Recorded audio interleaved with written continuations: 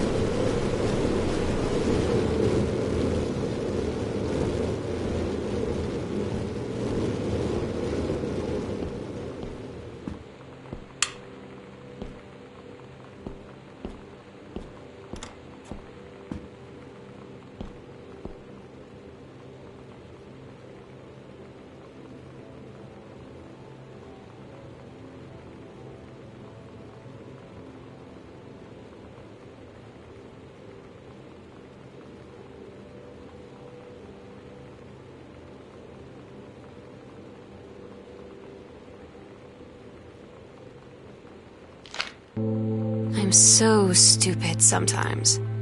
I was telling Lonnie that I got into my college summer program thing, and I was all making plans like, you should come visit me, stay in my dorm room. But she said, Sam, I ship out on June 6th. I was like, ship out? To where? She said, to basic training. What did you think I was doing all that ROTC stuff for? I guess she's been planning to join the army right after high school since she was like 12. And I guess she's really going to do it. So I was like, after graduation, I'm just never going to see you again? She said, let's just have fun while we can.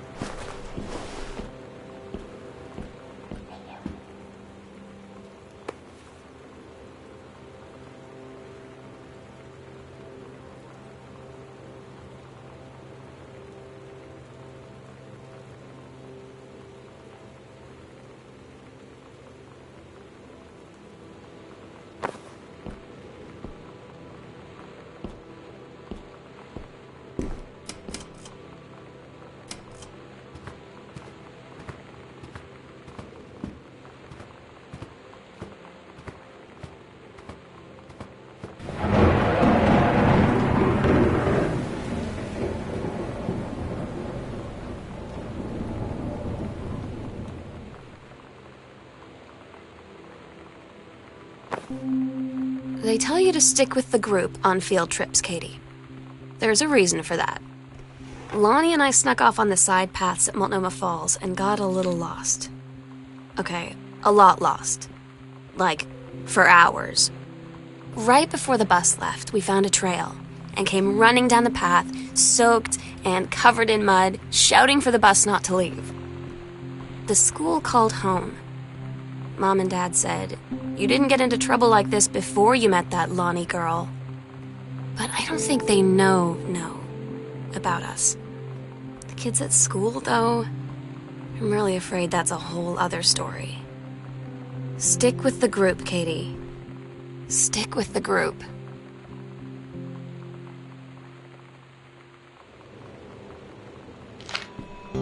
Todd's band lost their singer. Todd said he sucked. Lonnie said he got sick of Todd's shit, and he was complaining about needing a new singer. So Lonnie was like, "I can sing." And they were all kind of like, "You can?" And she was like, "Probably." But she's been rehearsing with them for like a week now, and I finally got to see them play in Todd's basement today. And she's actually really amazing. I feel so proud when she's on stage. It's incredible being in awe of someone you love. So everybody knows it's like a temporary situation till she ships out in June. But till then, I'm gonna be at every single show.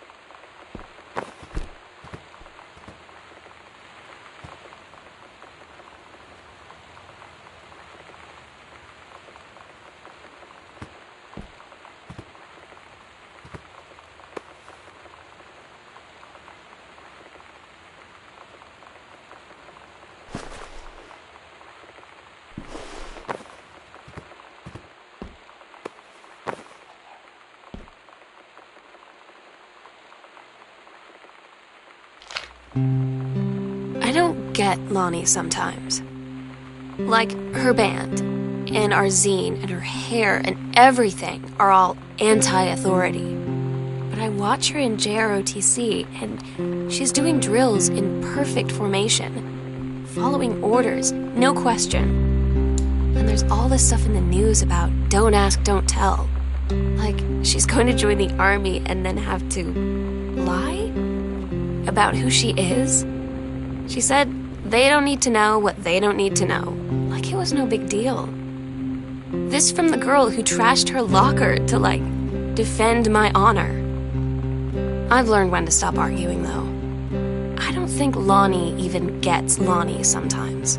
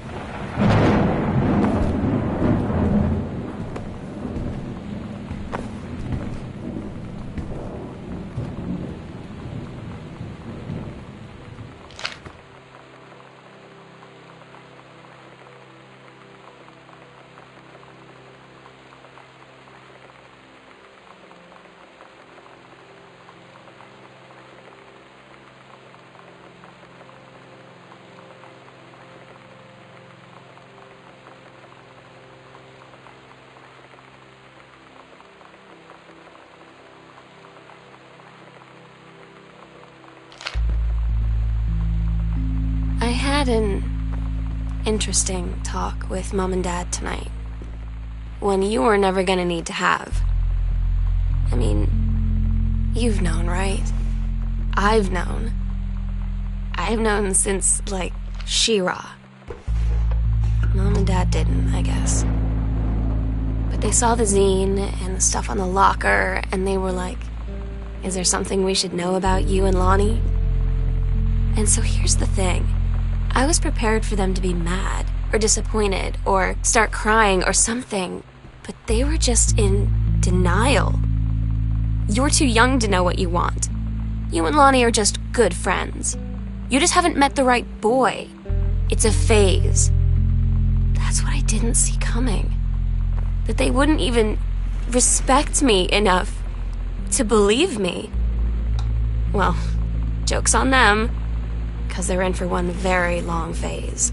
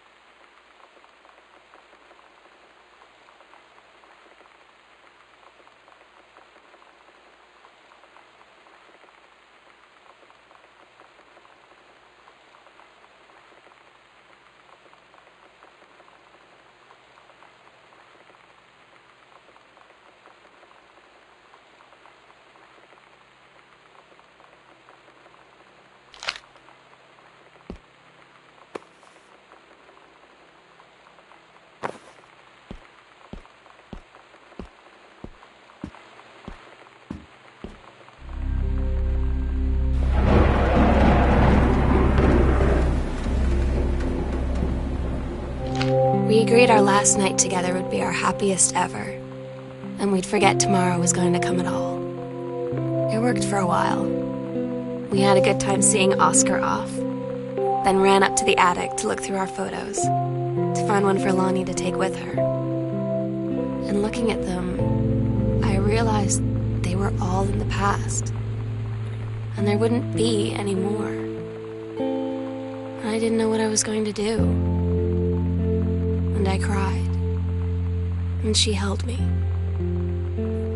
She said she knew it was hard, but life would move on. I said I didn't want my life to keep moving without her. That's when she cried too. I was so exhausted. I must have fallen asleep like that, in her arms. In the morning, I woke up, and I was finally alone.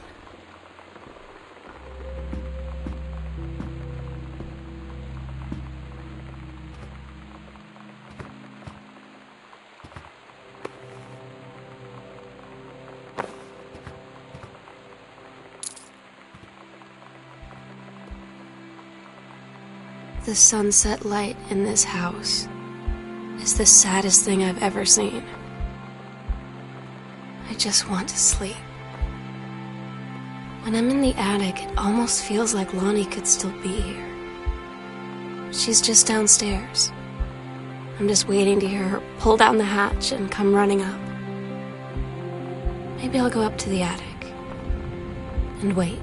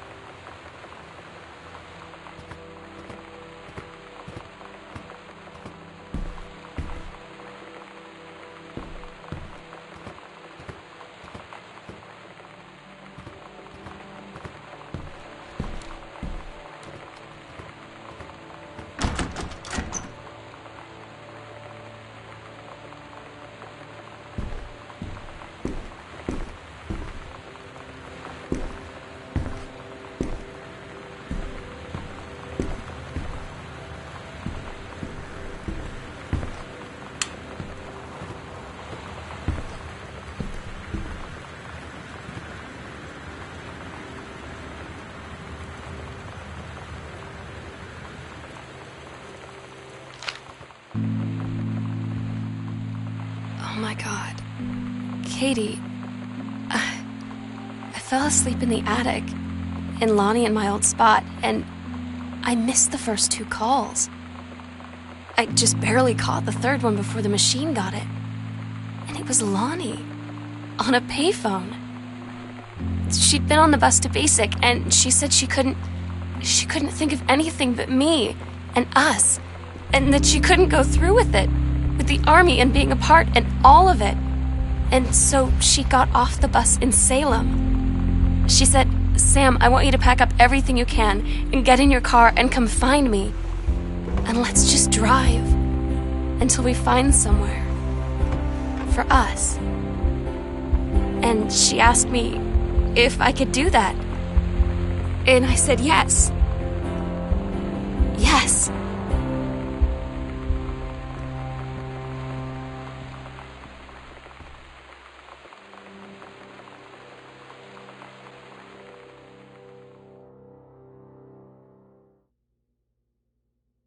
Katie, I'm so sorry that I can't be there to see you in person, that I can't tell you all this myself.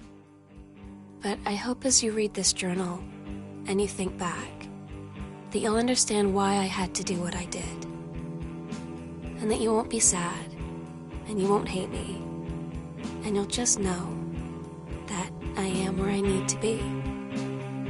I love you so much, Katie. I'll see you again someday. Love.